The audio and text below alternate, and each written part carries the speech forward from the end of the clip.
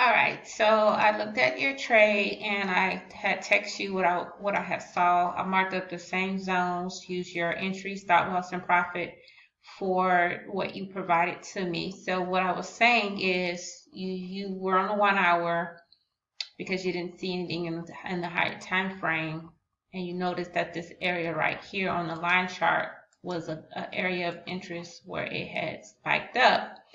And so you drew your zones. I drew my zone the same way you had drawn yours. And I was like, oh, wow, that's a good area. It's actually an area where it was recently support and now it's resistance.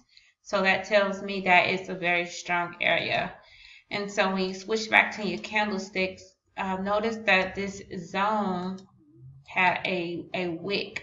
And so one or two things you could have done was either adjust your zone to where it would cover the wick from high to from the wick to the body of that zone. That could have been your new zone, or you could have kept the zone and moved it up to that wick. And then as the market went back into this area, you could have set an alert because there's candles in this area. It's on a lower time frame, so if you really drop to the 15-minute time frame, you would have saw that you would have had a swing high right here and then a signal candle entry where the market would have closed below here, gave you the retest for the sell down, and then at that point you could have